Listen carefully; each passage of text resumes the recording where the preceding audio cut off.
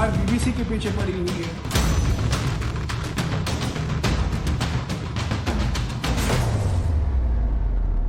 BBC का propaganda और कांग्रेस का एजेंडा एक साथ मेल खाता है।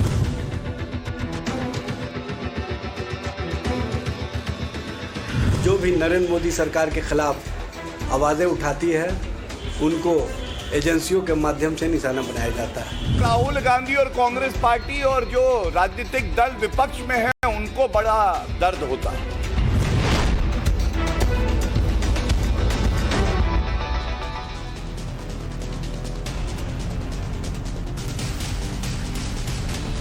नमस्कार, टाइम्स नाउ नवभारत पर देश के सबसे पसंदीदा डिबेट शो राष्ट्रवाद में आपका स्वागत है।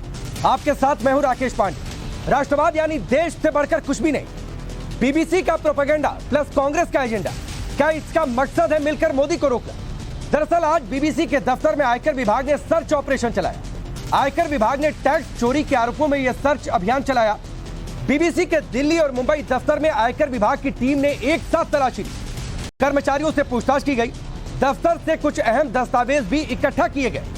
लेकिन आयकर विभाग की बीबीसी के दफ्तर पर इस कार्रवाई से एक बार फिर से पूरा इकोसिस्टम एक्टिव हो गया।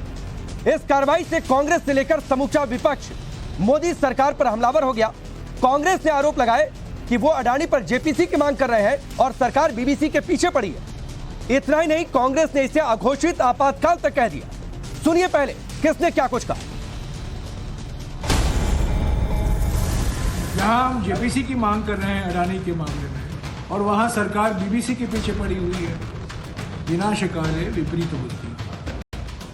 किधर हाल के दिनों में चाहे मीडिया हो या विपक्षी दल, जो भी नरेंद्र मोदी सरकार के खिलाफ आवाज़ें उठाती है उनको एजेंसियों के माध्यम से निशाना बनाया जाता है। ये किसी भी दृष्टिकोण से उचित नहीं है। विपक्ष सरकार से जेपीसी की मांग कर रहा है। हम अमीबा मीडिया कह दें या गोदी मीडिया कह दें, क्या उनके खिलाफ कोई कार्रवाई हो रही है? क्या उनके धन स्रोतों का पता लगाया जा रहा है? Well, New York Times, the BBC, these are the opposition mouthpieces, is it?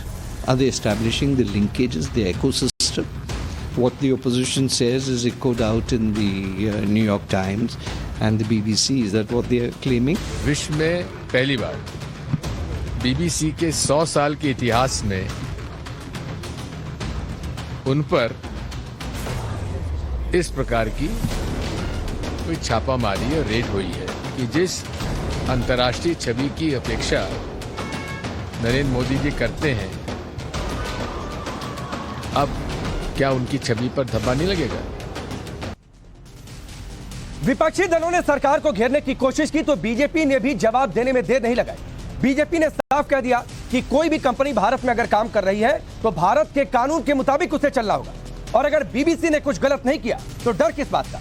BJP ने कांग्रेस पर हमला बोलते हुए कहा कि बीबीसी का प्रोपेगेंडा और कांग्रेस का एजेंडा एक है, और जब भारत आगे बढ़ता है तो ऐसी शक्तियों के पेट में दर्द होता है। सुनिए। कोई भी एजेंसी हो, मीडिया से जुड़ी हो, कंपनी हो, अगर भारत में वो काम कर रही है तो उसको भारत के कानून को मानना होगा, उसका पालन करना होगा।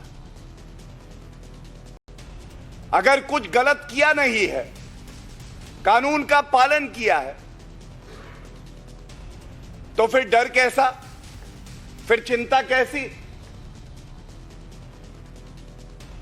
आयकर विभाग को अपना काम करने दिया जाना चाहिए, और दूध का दूध और पानी का पानी हो जाना चाहिए। दुख की बात यह है कि बीबीसी का प्रोपेगेंडा और कांग्रेस का एजेंडा एक साथ मेल खाता है। हम सब जानते हैं कि विश्व पटल पर किस तरह से श्री नरेंद्र मोदी जी के नेतृत्व में भारत आगे बढ़ रहा है, G20 की अध्यक्षता कर रहा है। बहुत सी ऐसी शक्तियां हैं जिनको ये बिल्कुल नहीं भाता है, और जब जब भारत आगे बढ़ता है तो ये एजेंसियां हों या राहुल गांधी और कांग्रेस पार्टी और जो राजनीतिक दल विपक्ष में है उनको बड़ा दर्द होता है? बीबीसी ने हाल ही में प्रधानमंत्री नरेंद्र मोदी को लेकर एक विवादित डॉक्यूमेंट्री बनाई थी, जिसे लेकर काफी विवाद भी हुआ था। सरकार की रोक के बावजूद उस डॉक्यूमेंट्री का प्रसारण करने की पुरजोर कोशिश हुई। अब इनकम टैक्स के एक्शन के बाद विपक्षी इसे बदले की कार्रवाई बता रहे हैं। वैसे आपको बता दें कि इससे पहले भी बीबीसी पर भारत के खिलाफ प्रोपेगेंडा चलाने के आरोप लग चुके हैं। यह वही बीबीसी है जिसे एक समय में इंदिरा गांधी ने बैन किया था। 1970 में बीबीसी को 2 साल के लिए बाहर का रास्ता दिखाया गया था। 2 साल के लिए दिल्ली का दफ्तर बंद किया गया था। कलकत्ता और फैंटम इंडिया डॉक्यूमेंट्री के बाद बैन हुआ था बीबीसी। ब्रिटिश टेलीविजन पर इस डॉक्यूमेंट्री का प्रसारण हुआ था। सरकार ने बीबीसी को, ध्यान से सुनिएगा, सरकार ने बीबीसी को भारत के खिलाफ पूर्वाग्रह से ग्रसित और भारत को गलत पेश करने वाला बताया, जैसा आज के समय में हो रहा है। लेकिन आज छापेमारी पर कांग्रेस सवाल उठा रही है। आज इस मुद्दे पर बहस करें उससे पहले बीबीसी के दोहरे मापदंड को भी समझना होगा। कुछ और जानकारियां आपके सामने रखते हैं। इसी बीबीसी ने मुंबई हमले में जो आतंकी आए थे, जिन्होंने देश को दहशत में डाला, उन आतंकियों को बंदूकधारी कहा, आतंकी नहीं कहा। बुरहान वानी जिसका एनकाउंटर किया था, जो आतंकी, उस बुरहान वानी को इसी बीबीसी ने युवा करिश्माई लड़ाका बताया। सीएए विरोधी जो हिंसा हुई उसमें भारत के खिलाफ बीबीसी ने दुष्प्रचार किया। 2012 की होली पर इसने क्या लिखा यह भी आपको जानना चाहिए। फिल्दी फेस्टिवल यानी गंदा त्योहार है। 2021 होली पर छापी गई बाबा बुल्ले शाह की तस्वीर और दिवाली पर हेडिंग दी गई, घर की सफाई मुसीबत बढ़ाती है।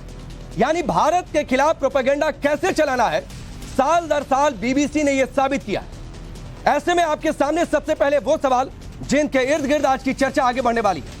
पहला बड़ा सवाल है, बीबीसी का प्रोपेगेंडा प्लस कांग्रेस का एजेंडा, क्या यही है मोदी रोको अभियान? बीबीसी पर एक्शन ये बदला है या फिर कानून के मुताबिक एक्शन है, इस पर भी हम चर्चा करेंगे। सवाल तो यह भी है कि बीबीसी पर एक्शन है तो विपक्ष को टेंशन किस बात की है? चलिए आपका परिचय आज के मेहमानों से करवाते हैं। हमारे साथ अपराजिता सारंगी हैं, भारतीय जनता पार्टी की नेता और प्रवक्ता। शिवम त्यागी हमारे साथ स्टूडियो में मौजूद है, पॉलिटिकल एनालिस्ट के तौर पर। हर्षवर्धन त्रिपाठी जी हैं, वरिष्ठ पत्रकार। चरण सिंह सापरा हमारे साथ जुड़ चुके हैं, कांग्रेस पार्टी के नेता और प्रवक्ता।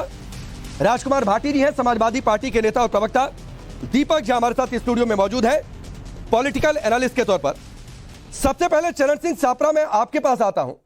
बीजेपी ने 2 टूक कह दिया कि बीबीसी का प्रोपेगेंडा और कांग्रेस का एजेंडा एक है, देश को रोकना है, मोदी को रोकना है।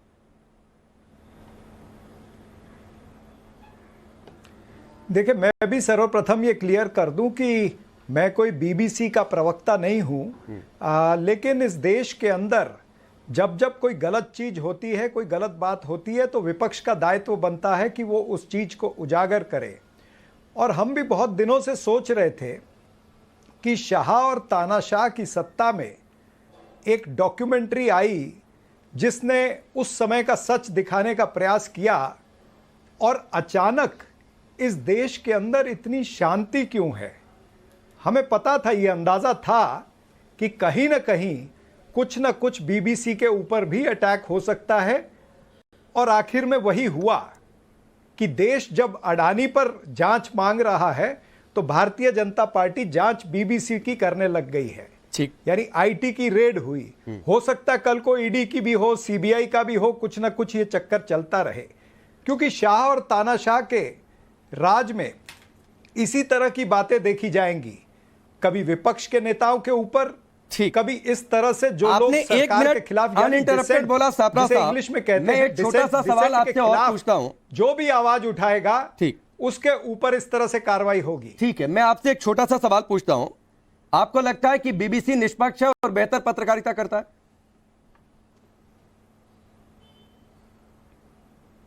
देखिए, मैंने ये कहा कि बीबीसी को अपनी आजादी है, और बीबीसी ने अगर कोई डॉक्यूमेंट्री बनाई है तो वो डॉक्यूमेंट्री दिखाने की भी उसको इजाजत होनी चाहिए। नहीं, मैं ये पूछ रहा हूं, ये मेरे सवाल नहीं, मेरा सवाल ये था सापरा साहब, देश के कि क्या आपको लगता है कि बीबीसी बेहतर है, निष्पक्ष पत्रकारिता करता है?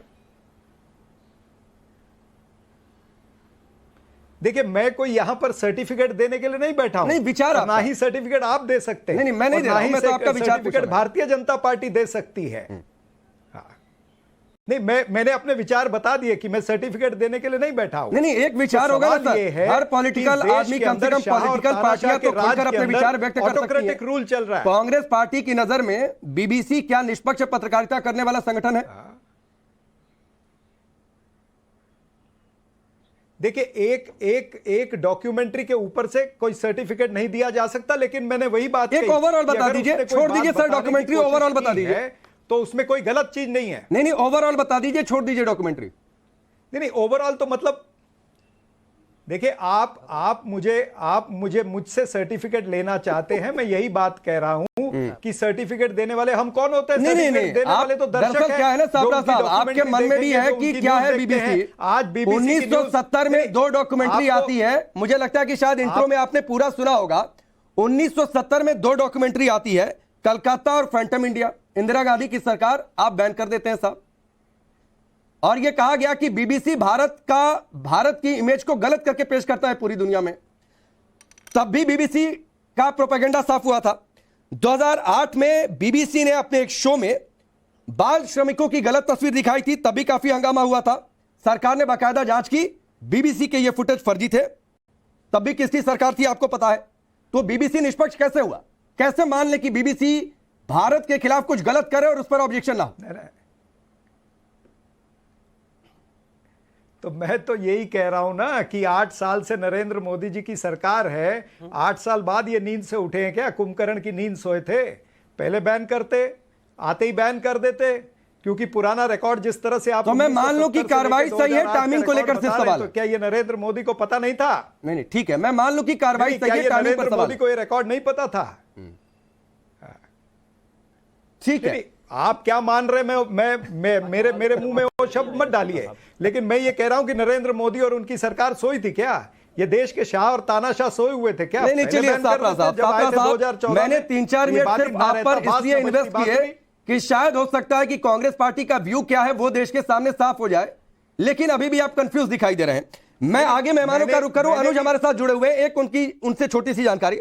अनुज, क्या लेटेस्ट अपडेट्स अभी तक इस कार्रवाई को लेकर?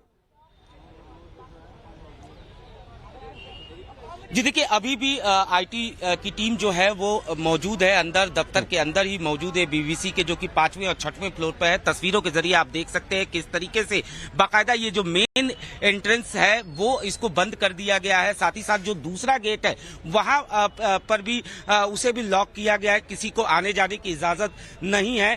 खासतौर पर अगर बात किया जाए तो आयकर विभाग का साफ तौर पर यही कहना है कि ट्रांसफर प्राइसिंग रूल्स और मुनाफे का जो डाइवर्जन है उसका आरोप जो है वो लगा है बीबीसी को। उसी को लेकर वेरिफिकेशन के लिए टीम यहां पर पहुंची है। सर्वे का नाम इसे दिया गया है और साफ तौर पे आयकर विभाग का ये कहना है कि ये सर्वे उनकी लगातार जारी है। जाहिर तौर पर 11:20 के आसपास आयकर विभाग की टीम यहां पर पहुंची थी। 6 टीमें यहां पर पहुंची थी और तब से लेकर अभी 5:15 बज चुके हैं, यानी 5 घंटे से ज्यादा। अनुज, ठीक है, आपने यहाँ की एक तस्वीर दिखाई। मैं शिवानी का भी रुख कर लेता हूं। शिवानी, बताइए आपके पास अपडेट क्या है जल्दी से।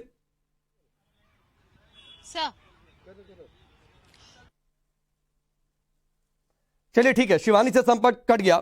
अपराजिता जी, आप लोग प्रोपेगेंडा कर रहे हैं, टाइमिंग से एक्शन नहीं लिया गया, ये सापरा साहब का।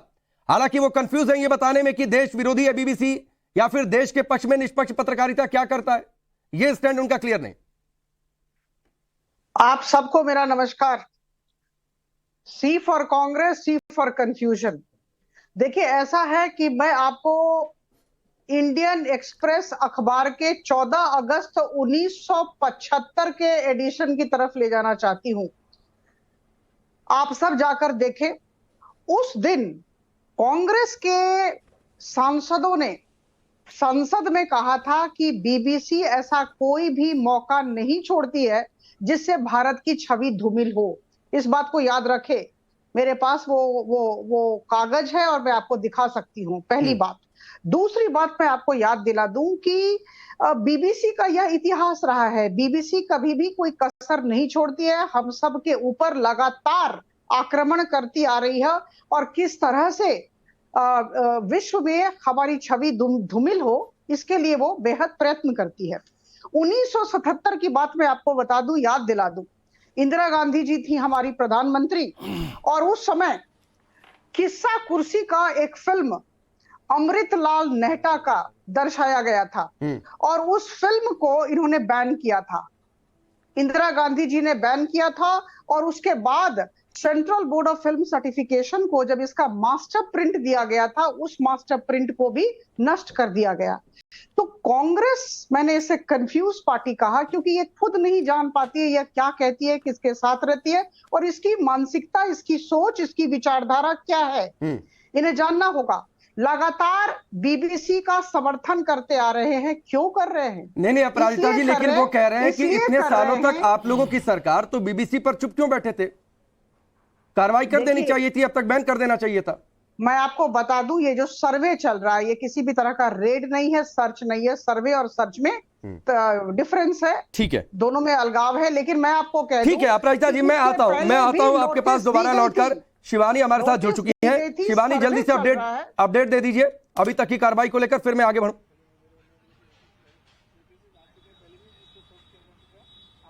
करीबन 6 घंटे के पास हो चुके हैं जहां पर ये सर्वे चल रहा है, और फिलहाल इसी 5वीं मंजिल पर बीबीसी के दफ्तर में जितने भी एम्प्लॉइज अंदर अकाउंट और मार्केटिंग डिपार्टमेंट के थे, उन सभी के जो फोन हैं उन्हें सीज नहीं किया गया है, पर एक साइड रख दिया गया है, उन्हें स्विच ऑफ कर दिया गया है। टेलीफोन कम्युनिकेशन सर्वे होने तक के लिए बंद कर दिए गए हैं, और पिछले 6 सालों के रिकॉर्ड मांगे गए हैं कि कौन से डिपार्टमेंट से, कौन से बीबीसी के डिजिटल प्लेटफॉर्म से और टीवी न्यूज प्लेटफॉर्म से कितनी रेवेन्यू जनरेट होते हैं, और साथ ही साथ किस तरह से इंटरनेशनल टैक्सेशन की पॉलिसीज को उन्होंने कितना फॉलो किया। आईटी रिटर्न्स की फाइल के साथ साथ इंटरनेशनल इन्वेस्टमेंट को लेकर इन्वेस्टर्स की जो डिटेल्स हैं उसको भी फिलहाल यहां पर बीबीसी के अफसरों से लिया जा चुका है, इनकम टैक्स ऑफिसरों द्वारा। ठीक है, चलिए शिवानी, मैं दोबारा आपके पास लौट कर आऊंगा। भाटी जी, अगर कोई संस्थान लगातार देश के खिलाफ इस तरीके से का दुष्प्रचार कर रहा है, फिर आप लोग उसके साथ क्यों खड़े हो जाते हैं? हम कहाँ खड़े दिख गए आपको? ये आलोचना की गई ना कार्रवाई को लेकर। आलोचना तो एडिटर्स गिल्ड ऑफ इंडिया ने भी की है, वो भी पार्टी है, वो भी देशद्रोही है। देखिए, इनकम टैक्स कह रहा है कि हम केवल सर्वे कर रहे हैं, कोई छापा नहीं मारा गया है। भारतीय जनता पार्टी के प्रवक्ता और भारतीय जनता पार्टी के समर्थक कह रहे हैं बीबीसी देशद्रोही है, देश की छवि खराब करती है, खराब संस्था है। इसका मतलब मामला कुछ गड़बड़ है, दाल में कुछ काला है। भारतीय जनता पार्टी नाराज है बीबीसी से, इसलिए इनकम टैक्स छापा डाल रहा है। एडिटर्स गिल्ड ऑफ इंडिया ने और दूसरी और बहुत संस्थाओं ने, विपक्षी बहुत पार्टियों ने इसकी निंदा की है, और स्वतंत्र पत्रकारों ने सबने निंदा की है। आप ये मत समझना मैं आपको स्वतंत्र नहीं मान रहा, मैं कह रहा हूँ जो स्वतंत्र पत्रकार हैं सभी, जिसमें आप भी शामिल हैं, बहुत लोग इसकी निंदा कर रहे हैं। लेकिन सवाल ये उठता है कि अब छापा बीबीसी पे पड़ा है, सर्वे कह लें तो हिंडनबर्ग पे भी पड़ेगा क्या?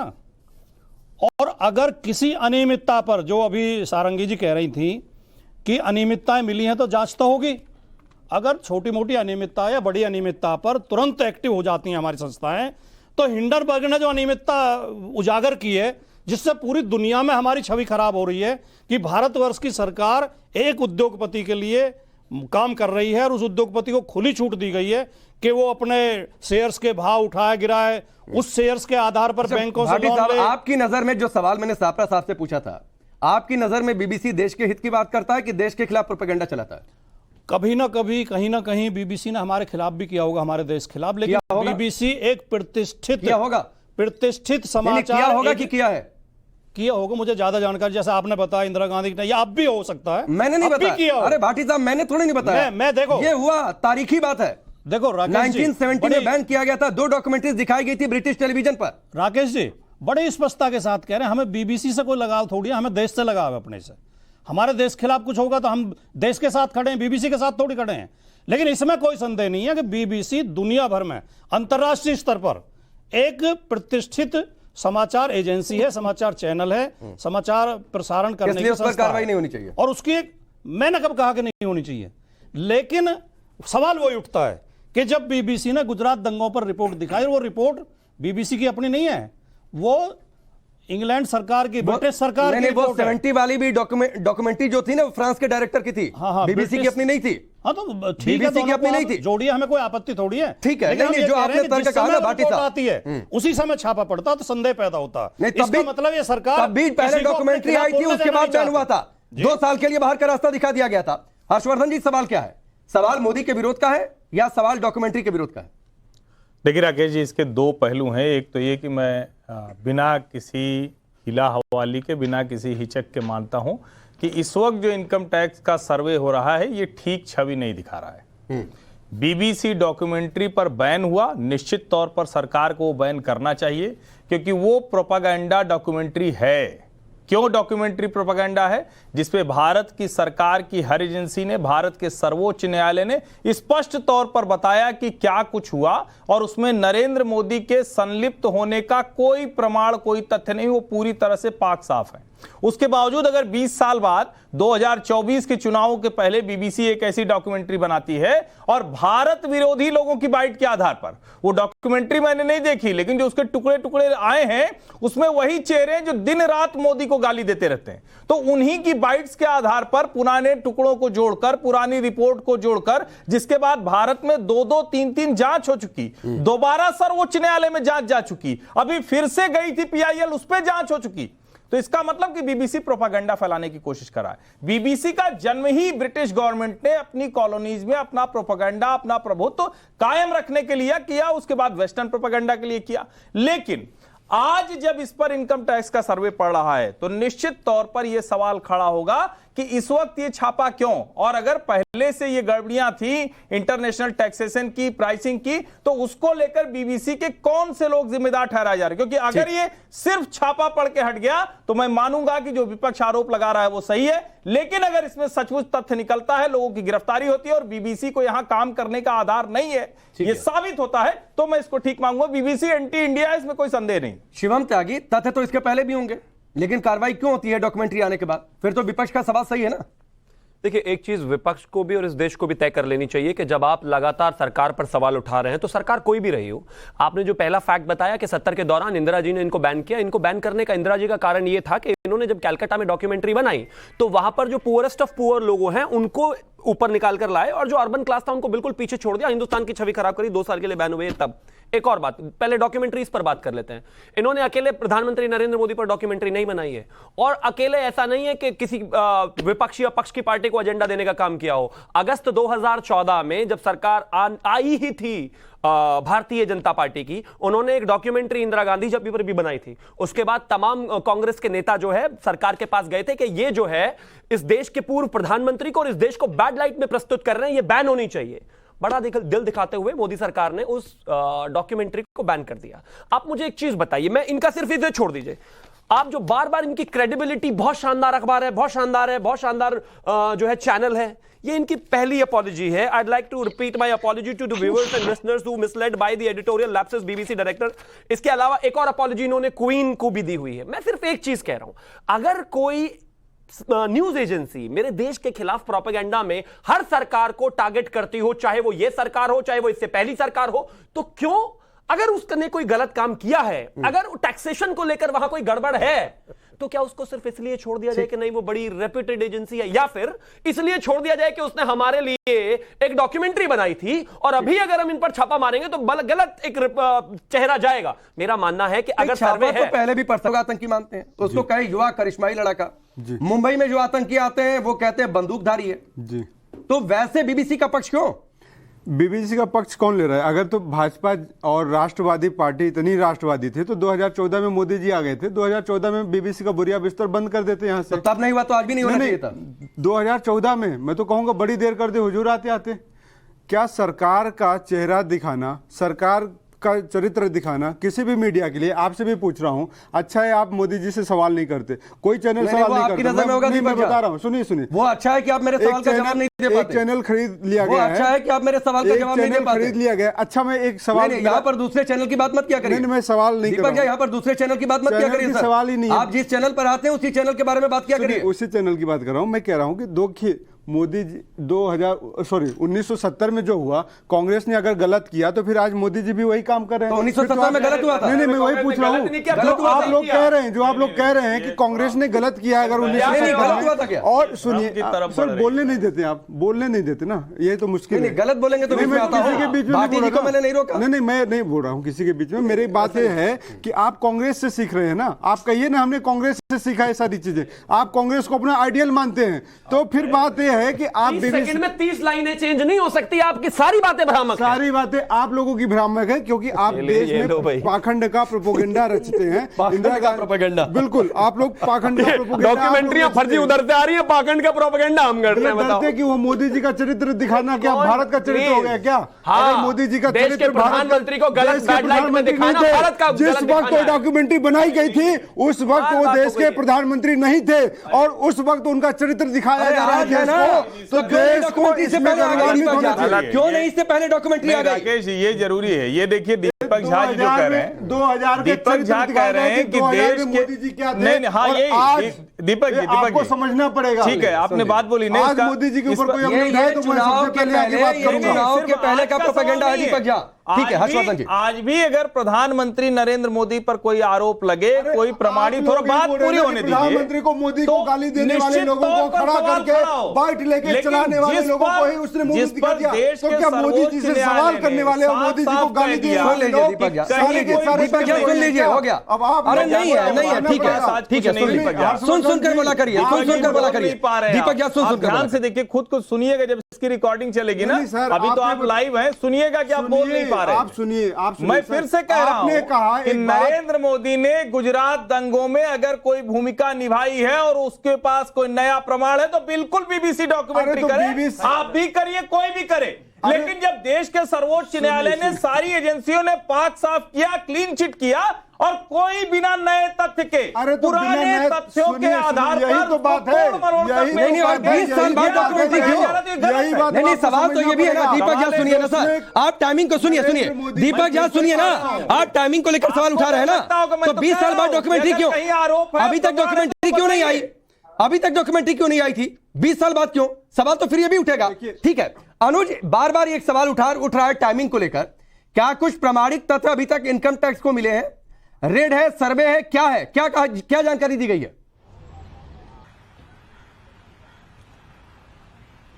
बिल्कुल, यहाँ पर मैंने जिस तरह से जिक्र किया था कि पिछले 6 सालों के जो इंटरनेशनल टैक्सेशन पॉलिसी को उन्होंने कितना फॉलो किया, जिस पॉलिसी के तहत इसमें लैप्सेस आए थे उसको है जो फिलहाल कलेक्ट किया गया है इनकम टैक्स द्वारा। आपको बता दें कि सर्वे और सर्चेस के डिफरेंस में फिलहाल ये इनकम टैक्स एक्ट के अंडर सेक्शन 133A के तहत सर्वे किया जा रहा है, जिसमें कुछ रिपोर्ट्स मांगी गई हैं और उसका कुछ हद तक का जो डेटा है वो सबमिट भी किया गया है। इसी के अलावा कुछ और डिजिटल एविडेंसेस लगेंगे इनकम टैक्स को, जिसमें आने में समय लगेगा। ठीक है, आप दोनों का बहुत बहुत शुक्रिया। सापरा साहब, जब सर्वे इलीगल नहीं है, अनकॉन्स्टिट्यूशनल नहीं है, तो फिर विनाशकाले विपरीत बुद्धि वाली बात क्यों?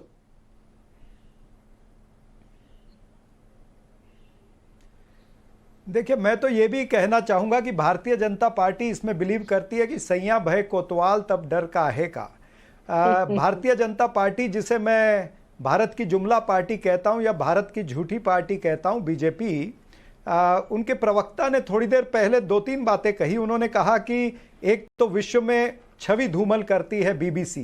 अगर विश्व में छवि धूमल करती है तो वो आपको आज समझ में आ रहा है 2014 में बैन कर देना चाहिए था, मैंने जैसे पहले कहा, या फिर आप ये डराना, धमकाना, दहशत फैलाना। ठीक है, अपराजिता जी, बड़ा अन्याय हो रहा है सर, नहीं तो बड़ा अन्याय हो रहा है मैडम आपकी सरकार में। जो भी एक्शन लिया गया है, आप चैनलों को डरा रहे हैं, धमका रहे हैं, छोड़ दीजिए, खुलेआम नियमों के खिलाफ जाए। शांत करें तो मैं बोलूं, सोची समझी साजिश है ये चल रही है। जो भारत विरोधी प्रोपेगेंडा कांग्रेस का एजेंडा है, मुझे लगता है 140 करोड़ जनता यह जान गई है। जहां मोदी का विरोध होगा, जहां भारतीय जनता पार्टी का विरोध होगा और हमारी सरकार की कार्यप्रणाली का विरोध होगा, वहां दम के साथ कांग्रेस आकर खड़ी हो जाती है और विरोध करने वाले के साथ खड़ी हो जाती है और उसका समर्थन करती है। मैंने अभी थोड़ी देर पहले 14/8/1975 की बात की थी, इंडियन एक्सप्रेस की बात की थी। देखिए, उसकी प्रति मेरे पास है। कांग्रेस के सांसदों ने संसद में बीबीसी पर जोरदार प्रहार किया था और देखिए इसमें लिखा हुआ है। तो मैं ये कह दूं कि नियम कानून जो देश का होता है उससे छेड़खानी करना बिल्कुल गलत है। सीबीआई हो या ईडी हो या आईटी डिपार्टमेंट हो, ये जब अपना काम करे, ये संस्थाएं जब अपना काम करे, तो मुझे लगता है हम जैसे लोगों का यह दायित्व है या कर्तव्य है। आपने ये अच्छी चर्चा की। सापरा साहब, आप जो कह रहे थे कहिए, लेकिन जो अभी अपराजिता जी ने जो तस्वीर दिखाई, कागज जो दिखाया कि 75 में आपकी पार्टी के सांसद कहते हैं कि बीबीसी तो देश के खिलाफ एजेंडा चलाता है। आपकी पार्टी भी मानती है, ऑन रिकॉर्ड मानती है, उसके बावजूद बीबीसी का फेवर आप कह रहे हैं कार्रवाई होनी नहीं चाहिए बीबीसी पर। भाई मैं तो ये कह रहा हूं कि अगर भारतीय जनता पार्टी ये मानती है कि बीबीसी देश विरोधी है तो 2014 में जब सत्ता में आए तभी बैन कर देते ना। उस सवाल का तो अपराजिता जवाब नहीं दे रही है, इनके पास में कोई जवाब नहीं है। और आज एक माहौल जब सारा देश और सारा विपक्ष जो है वो अडानी पर कार्रवाई करना चाहता है तो अडानी पर सवाल 2014 में बैन नहीं हुआ तो उसके बाद भी बैन नहीं होना चाहिए। अडानी ने देश बेचकर मलाई खाई है तो उसके ऊपर नहीं, तो उसके ऊपर इनकी बातें नहीं निकलती हैं। ठीक है, अपराजिता जी जल्दी से जवाब दीजिए, फिर एक बड़ी खबर आ रही है। आज बीबीसी के फिर एक बड़ी खबर आ रही है, जल्दी से आप जवाब दीजिए। अडानी के ऊपर कार्रवाई क्यों नहीं करते हैं? क्या अडानी इनका मामा लगता है क्या? कांग्रेस के प्रवक्ता ने सुना नहीं। कहा गया कि पहले भी नोटिसें जारी की गई थी, इन्होंने खिलाफदारी की है, इन्होंने जितने भी कंप्लायंसेस थे नहीं दिए, नोटिसेस दिए गए थे लेकिन इन्होंने रेस्पॉन्ड नहीं किया, अपनी प्रतिक्रिया नहीं दी थी और इस वजह से इस बार करना पड़ा। और मुझे लगता है कि बीबीसी की तरफदारी न करे, जो गलत होता है वो गलत होता है और इन संस्थाओं को, आईटी डिपार्टमेंट हो, सीबीआई हो, ईडी को अपना काम करने दे। ठीक है सापरा साहब, नोटिस नहीं सर्व करेंगे साहब तो सर्वे तो होगा। एक बड़ी खबर आ रही है, बीबीसी के एडिटोरियल स्टाफ को अब जाने की इजाजत दे दी गई है। पहले उन्हें रोककर रखा गया था दफ्तर में। आईटी टीम ने बीबीसी के स्टाफ को अब जाने की इजाजत दे दी है। बीबीसी के स्टाफ को कह दिया गया है कि अब वो दफ्तर छोड़ सकते हैं, घर जा सकते हैं। इससे पहले पूछताछ की गई थी, सर्वे किया गया, जानकारियां ली गई। हर्षवर्धन जी आप कुछ कह रहे थे? नहीं, मैं एक जरूरी बात कह रहा हूं और मैं फिर से इसको दोहरा रहा हूं। देखिए, कांग्रेस पार्टी जो कह रही है वो बात बड़ी बेतुकी सी है कि 14 में आए तो बैन क्यों नहीं कर दिया। अरे भाई, जब 70-77 में प्रतिबंध लगाया तो उसी कांग्रेस की सरकार ने दफ्तर चलने दिया ना, 2 साल बंद करने के बाद। तो ये कुतर्क हो जाता है। और भारत एक लोकतांत्रिक देश है, यहां ये संभव नहीं है, ये ठीक भी नहीं है कि हम तानाशाहों की तरह व्यवहार करें। लेकिन मैं ये कह रहा हूं कि सरकार में भाजपा के प्रवक्ता बोल रहे हैं, सब बड़ी अच्छी अच्छी बात बोल रहे हैं, लेकिन ये सिर्फ सर्वे रिपोर्ट न रह जाए। बीबीसी पर कार्रवाई होनी चाहिए और जो भी जिसको कहते हैं टैक्स फ्रॉड, टैक्स इन्वेजन, उसके आधार पर कार्रवाई हो। सिर्फ इनकम टैक्स डिपार्टमेंट की तरफ से एक अंत में एक लेटर ना आ जाए कि अच्छा हमने जांच कर लिया है, कुछ समय बाद देखेंगे। नहीं, दीपक जी जो बातें इन्होंने कही और जो सापरा साहब कह रहे थे, 70 में बैन करते हैं, 2 साल बाद फिर खोल देते हैं। तब आपने कहा भारत के खिलाफ है, तो क्या 72 में भारत के पक्ष में हो गया था बीबीसी? सुनिए, अगर इंदिरा गांधी जी ने गलती किया दोबारा खोल के, आप बोल रहे, आप मान रहे नहीं, पहले तो बोलिए कि इंदिरा गांधी जी ने गलत किया। मैं आपसे कह रहा हूं, पहले बोलिए इंदिरा गांधी जी ने गलत किया था। अपनी बात 10 सेकंड बोलने, अरे आप बोलिए ना, इंदिरा गांधी जी ने गलत किया। अगर मान लीजिए वो गलती थी कांग्रेस की, तो फिर तो यहाँ पे नहीं थी कि नहीं, आप छोड़ दीजिए, अगर पहले बताइए ना गलती थी कि नहीं थी। सुनिए ना, मैं बात कर रहा हूँ, बात नहीं करने देंगे। हर्षवर्धन त्रिपाठी जी इतने दावे और पुख्ता सबूत के साथ जब बोल रहे हैं कि भारत विरोधी एजेंडा चलाता है। अच्छा, अभी आपको नहीं लगता है? और सुनिए, सारंगी जी को भारत विरोधी एजेंडा चलाता है, आपको दीजिए, पूरे देश आपको लगता है कि भारत के पक्ष में एजेंडा चलाता है? मांग करता हूँ, आपको लगता है भारत के पक्ष में एजेंडा चलाता है? सर मैं मांग करता हूँ, अरे बताइए ना दीपक जी, आता हूँ बाटी जी, बताइए ना, अगर भारत के पक्ष में एजेंडा चलाता है बीबीसी, इतने भारत के पक्ष में कि खिलाफ में? सर सवाल आपका होगा, जवाब मेरा होगा। हाँ तो बताइए ना। जो मैं लाइन ही बदल दी पाठी जी, एकदम से पूरी तरह सुन तो लो आप मेरी बात। 75 की तुलना आज से की, 75 की जो कांग्रेस थी, आज की भारतीय जनता पार्टी वही है। उस समय कांग्रेस कहती थी इंदिरा इज इंडिया, आज बीजेपी कहती है मोदी ही भारत है। उस समय कांग्रेस कहती थी इंदिरा का विरोध देश का विरोध है, आज बीजेपी कहती है मोदी का विरोध देश का विरोध है। मैं तो आपके पूरे शो में, हालांकि बीबीसी पे खूब हमले किए गए हैं, लेकिन मुझे लगता है इससे बीबीसी की प्रतिष्ठा बढ़ी है कि जो सरकारों के खिलाफ भी बोलती है समाचार चैनल जो बोलता है, इसका मतलब वो बहुत मजबूत और निष्पक्ष चैनल। नहीं, हम देखिए ना, स्क्रीन पर रखे हैं, भारत के खिलाफ एजेंडा प्रोपेगेंडा चलाया बीबीसी ने। भाटी साहब देखते रहिए। संक्षेप में लास्ट मैं कह रहा हूं, 1975 में जब इमरजेंसी लगी थी, मैं कक्षा 5 में पढ़ता था। 1975 से 85 के बीच तक, 95 के बाद ये समाचार चैनल शुरू हुए, न्यूज चैनल, जो टीवी चैनल। उस समय तक रेडियो पे ही निर्भर होते थे लोग समाचारों के लिए। देहात से हम आते हैं, बुजुर्ग हमारे बड़े, हमसे जो बड़े थे, हमसे पहली जो पीढ़ी थी, अरे बीबीसी लगाओ, अरे बीबीसी लगाओ, शाम को इकट्ठे हो जाते थे, लोग सुनते थे। इसका मतलब जनता में इस समाचार एजेंसी की, इस चैनल की जनता बदल रही है, जनता की सोच बदल रही है। भाटी साहब, जनता समझ रही है कि कैसे प्रोपेगेंडा चल रहा है। शिवम त्यागी, थैंक यू। इमरजेंसी की जिसकी ये बात कर रहे हैं ना, मजरू सुल्तानपुरी को उठा के जेल में डाल दिया था। इसी वही तरीका है और वही आईना है और वही चौथा स्तंभ होता है। और मैं अंत में एक और चीज कहना चाहता हूं, चाहे वो बीबीसी हो, चाहे वो कोई भी न्यूज संस्थान हो, हिंदुस्तान में अगर देश के खिलाफ एजेंडा चलाएगी तो सरकार उसको तो अपनी तरह से देखेगी, लेकिन अगर टैक्स इवेजन से लेकर कोई भी चीज यहां पर करती है तो चाहे आप इसको इमरजेंसी कहो, चाहे आप इसको गलत कहो, चाहे वो आपके उसका मामला, चाहे वो आपका हेराल्ड का मामला हो, अगर आपने घोटाले किए हैं या टैक्स इन्वेजन किए हैं तो माफ कीजिए, आपको जवाब देंगे। 10 ही सेकंड। हाँ, 10 ही सेकंड। मामला दो है, ये टैक्स का घोटाला कर रहे हैं और हम बात कर रहे हैं, नहीं सुन लीजिए, और हम बात कर रहे हैं कि बीबीसी एजेंडा चलाता है, भाजपा प्रवक्ता एजेंडा चलाता है, भाजपा प्रवक्ता ने सुन लो यार, भाजपा प्रवक्ता ने एक बार भी नहीं कहा कि बीबीसी गलत एजेंडा चलाता है इसलिए हम इसको बैन कर रहे हैं और इसलिए इसको सर्च जारी करें। भाजपा प्रवक्ता ने एक बार भी नहीं कहा। ये इनकम टैक्स का मामला है, अरे भाजपा प्रवक्ता हिम्मत दिखाएं और कहें बीबीसी देश के खिलाफ बात कर रहा है, इसके लिए हम इस पे कार्रवाई कर रहे हैं, तो हिम्मत नहीं दिखाएंगे। हर्षवर्धन जी आपकी बात फिर साहब का। अरे आप देखिए, इसमें कोई भ्रम नहीं है कि इनकम टैक्स की कार्रवाई का जवाब इनकम टैक्स देगा भाई। इनकम टैक्स की कार्रवाई का जवाब भारतीय जनता पार्टी न दे सकती है न उसको देना चाहिए। भारतीय जनता पार्टी बैठी, लेकिन ये जरूर है बता रही है कि वो एजेंडा नहीं चला रही है। नहीं है 2014-26 में आदरणीय प्रधानमंत्री जी ने देश का कार्यभार संभाला है, उसके बाद बहुत सारे नोटिसेस दिए गए, लेकिन कोई भी प्रतिक्रिया बीबीसी की तरफ से नहीं आई। इस वजह से अगर अभी यह सर्च, यह सर्वे चल रहा है और मुझे लगता है हम सबका दायित्व है कि हम आईटी डिपार्टमेंट के साथ सहयोग करें। आईटी की नहीं है तो आईटी से जाकर पूछिए ना, हम सहयोग करें, आईटी से पूछिए, कंफ्यूज भाजपा है, आप आईटी डिपार्टमेंट से पूछिए। देखिए आईटी डिपार्टमेंट अपना काम कर रही है, उन्हें काम करने दीजिए।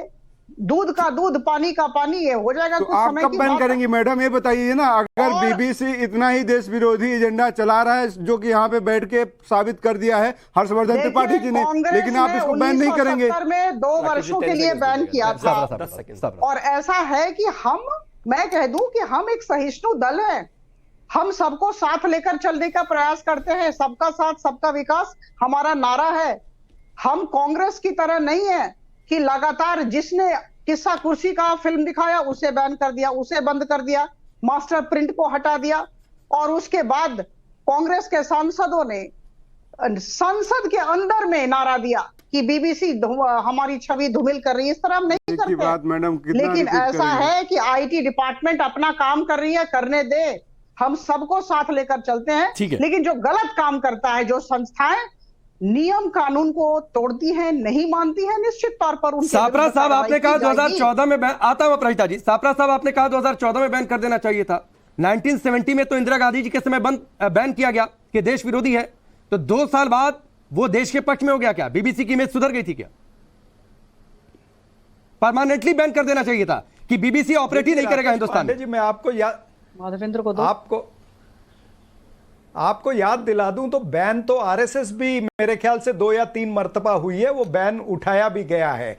तो ये तमाम सारी चीजें ये सरकारों की कार्य प्रणाली होती है। जिस पर आप सवाल पूछ रहे, तो मैंने आरएसएस के हिसाब से उत्तर आपको दे दिया कि वो भी बैन हुई थी, उससे भी बैन उठा था। अब सवाल ये है कि भारतीय जनता पार्टी इतनी चिंतित है तो ये बैन कर देना। ये क्यों नहीं बैन कर रहे हैं? ये खाली हो हल्ला कर रहे, तमाशा करते, तमाशबीन सरकार है ये। और जिस तरह से इनके प्रवक्ता अभी सर्वे पर यह हाल है सापरा साहब, अभी सर्वे पर यह हाल है, बैन हो जाए तो क्या होगा? देख रही है ना, नहीं अभी तो सर्वे पर यह हाल है शिवम, अभी सर्वे पर यह हाल है, बैन हो गया तो क्या होगा? मैं फिर से यही कह रहा हूं, देश को कुछ नहीं देखना है, देश को बस एक ही चीज देखनी है कि जब नरेंद्र मोदी जी की सरकार में अगस्त 2014 में आते ही किस तरह की नहीं सापरा साहब किसी को बुलाया है तो बड़े सम्मान से समय भी देते हैं, और आप भूल गए कि डिबेट की शुरुआत मैंने आपसे की और 5 मिनट डेडिकेटेड रहा आपके पास। तो सर आप कम से कम नहीं शिकायत करिए, आपसे कम दूसरे प्रवक्ताओं को समय मिला है। मेहरबानी नहीं की। नहीं मैंने बिल्कुल मेरे से की, मैं बिल्कुल नहीं कह रहा हूं कि मैंने मेहरबानी की, मैं सिर्फ आपको यह बता रहा हूं कि समय दिया जा रहा है, मैंने बिल्कुल मेहरबानी नहीं की। आपको सवाल पूछना था और मुझे उत्तर देना था। ठीक है शिवम, थैंक यू। मैं फिर से वही कहना चाहता हूं कि देश बस इसी बात को देखे। एक डॉक्यूमेंट्री इंदिरा जी पर आई, उसको नरेंद्र मोदी जी ने देश के प्रति एक बैड लाइट छवि में डालने वाले प्रधानमंत्री को मानते हुए कि भाई उनकी छवि खराब होगी, देश की छवि खराब होगी, उसको बैन कर दिया बीबीसी की बिना पूछे। दूसरी तरफ आज इस देश के सर्विंग प्राइम मिनिस्टर के ऊपर जब एक डॉक्यूमेंट्री आई तो ये गली गली दिखाते फिरे उसे। बस यही फर्क है कांग्रेस में और यही फर्क है बीजेपी में। बोलिए सर, बोलिए, आपके पास समय है। नहीं, मैं यही कह रहा हूं कि भारतीय जनता पार्टी जो है वो जिस तरह से सबका साथ सबका विकास की बात अभी कर रहे थे ये लोग, अब फिर बीच में तो बोल लीजिए, आप ही बोल लीजिए फिर। अगर आप लोगों ने सोचा है कि किसी ने टोकना ही है कांग्रेस के प्रवक्ता को, तो फिर बुलाया क्यों है? बोलिए ना, आप शिवम बोले, सब बोलते जाओ, हर जगह। हर्षवर्धन त्रिपाठी भी चांस ले लें, सब बोलते जाओ भाई। मैं तो बोल ही नहीं रहा हूं सापरा साहब, मैं तो बोल ही नहीं रहा हूं। आपको आवाज, आप टीवी सामने रखा कीजिए। बोल नहीं, ठीक है, मैंने तो बोला भी नहीं है। ठीक है, चलिए सापरा साहब, आपकी इन्हीं शिकायतों में वक्त निकल गया, आपकी इन्हीं शिकायतों में वक्त निकल गया। वक्त इतना ही है, वक्त इतना ही है सर। सर्वे है, इनकम टैक्स डिपार्टमेंट ने ये कहा है, ये कुछ जानकारियां उसके पास थी, उसके आधार पर ये कार्रवाई हो रही है, सर्वे हो रहा है। आप सबका बहुत बहुत शुक्रिया हमसे जुड़ने के लिए। राष्ट्रवाद में फिलहाल अभी के लिए बस इतना है।